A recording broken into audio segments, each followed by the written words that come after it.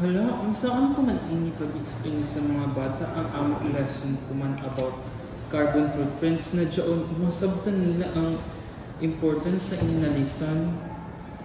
Sir, why don't you ask some help from other teachers na pwede nakatabang sa inyo in explaining your topic to your students? Like si Ma'am Marian, our new math teacher, pwede ko tabangan on how to calculate the carbon footprint. Also, si Ma'am Ebony Sad, na ang ija field is more on social studies, so pwede niya i-relate ang iyong topic. Hala, bitaw ako, no? Sige ma'am, kay katuon ko sila. Salamat sa idea, ma'am. Sige, sir.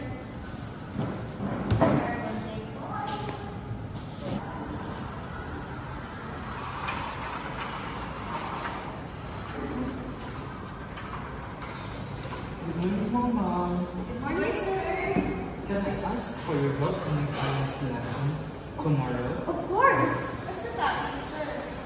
Actually, we're discussing about carbon footprints and on how it affects our climate change. So I want to integrate social study related, like for example, economy, and also how we're going to calculate our carbon footprint.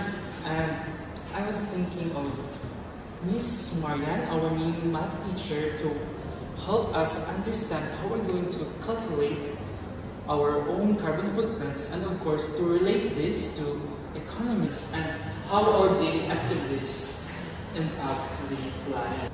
But gusto na ko na engaging si Justin ma-appreciate ng mga students ang importance sa inyong topic. Ma'am Marian, I was thinking to incorporate math in calculating carbon footprints. And Miss Ebony, I was also thinking about how students think a bigger picture on how climate change affects communities, economies, and global policies. That's a great idea. I can show the students on how to calculate their own carbon footprint using online carbon footprint calculator and help them interpret it. That's important. I will also show real-life examples like how rising sea levels affects coastal cities and how the government responded to it. Thank you, mga ma'am. So let's meet tomorrow. See you then. Bye, sir. Thank you.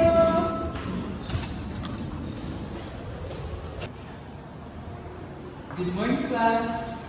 Good morning, sir. You know, take your seats. Thank you, sir. Today, we will be going to discuss how our daily activities affects the planet. But this is not just a science topic. It also includes social studies and mathematics have a crucial role too. That is why I invited Miss Marian Hirkan, our math teacher, and Miss Ebony Francine, our social study teacher.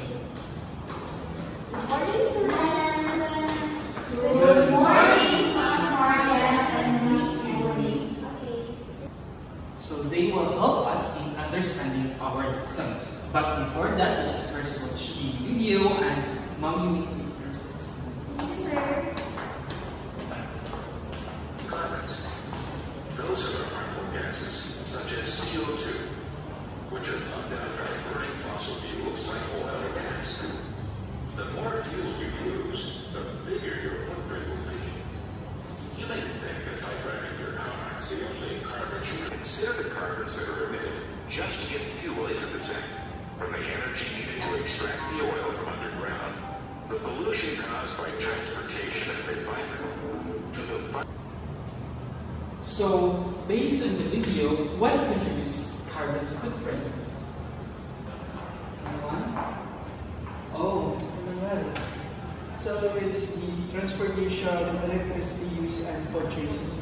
Wow, that's great. Thank you so much, Mr. Manuel. And thank you so much, Mr. Manuel. And anyone? Anyone? Okay, Miss Gaston. Sir, even using plastic adds to it. Thank you, Mr. Exactly, but how do we measure our impact? For that, Miss Hirkan, our math teacher, will guide us in how are we going to calculate our own carbon footprint. Marian Hirkan, our math teacher. Thank you, sir. So good morning once again. Now, let us calculate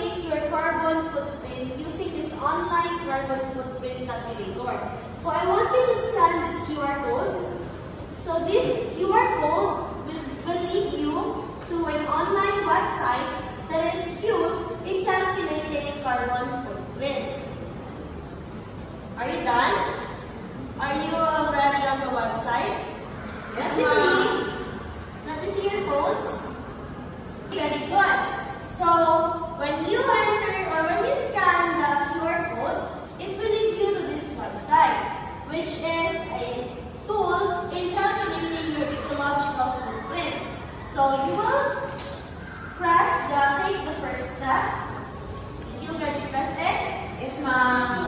So, you will answer questions relating to your daily activities, such as how you commute, use your electricity, and even what you eat. So this tool will help in calculating your carbon footprint in kilograms of carbon dioxide per year. So, you already got your results? Yes, ma'am. Okay, so what have you noticed? Yes, Mrs. Gaston? Hello, ma'am. My carbon footprint is high. Diyan po kaya akong gumawa-car. Okay, how about the others? Yes, Mr. Inoven? Ako na di ba pinubura mga magpakasan mo ba sa pasinod sa eskwelahan na Wow, great observation. But beyond personal impact, how does climate change impact the world? I believe Miss Emily can explain it further to all of you. Let's welcome her, please. Right. Climate change isn't just about science. It is a global issue.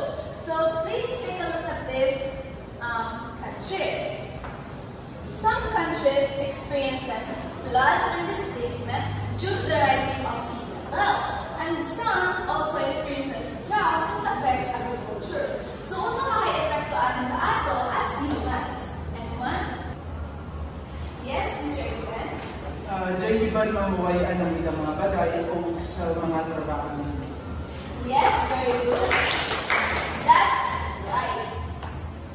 That's why the international organizations such as United Nations push for global policies for carbon emission. So what can we do as individuals? Ma'am, Yes, Ms. Cataldo. raising awareness in our communities and supporting policies that protect our environment, ma'am. Thank you, Ms. Cataldo. Yes, that's important. Always remember, class, that a small step, when done collectively, can create a big impact. So that would be all from my part, and I hope you learned something. Thank you, Ma'am Ebony. Thank you, sir. Today, we saw how science, math, and social studies are connected. So let us review what we learned. Anyone? Okay, Mr. Kagan. So, in science, we explored how human activities increase the carbon footprint and impact the environment. Thank you, Mr. Kagan. Anyone? Sir, Okay, Mrs. Cataltong. in math, we use data to calculate and analyze our personal carbon footprints. Wow, thank you. So, anyone would like to add up? Okay, Ms. Gaston. So, in social studies, we learn about the global consequences of climate change and how other countries are affected with it. Thank you so much, Ms. Gaston. So, let me ask you, how are we going to personally reduce our carbon footprint? Sir. Say, Ms. Cataltong. I will start burning off light and unplugging devices when not in use. Wow, that's a good idea. So, anyone would like to add? Oh, Ms. Gaston. I will encourage my parents to use recyclable bags and bottles instead of plastic. Wow, that's also a brilliant idea. Thank you so much, Ms. Gaston. So, for your final activity, you will be going to create a digital awareness campaign. So, you can create a short video, infographics, or presentation using digital tools like Canva or PowerPoint to showcase climate change solutions, and you will be going to present it next, I think. So, class, that's all for today. Goodbye.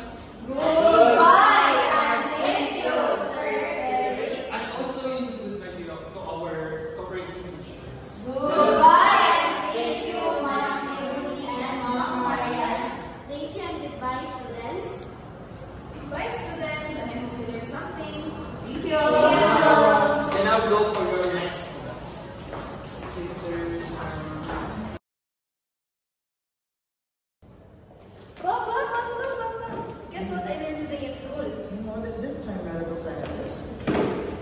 We talked about climate change and our carbon footprint.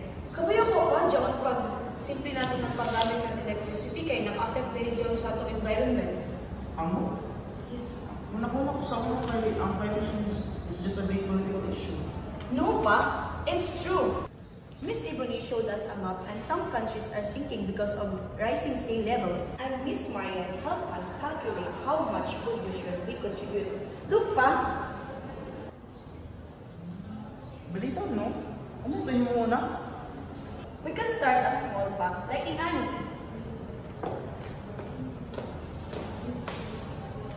Ito na to if hindi na ito maggamit ng electricity or charger.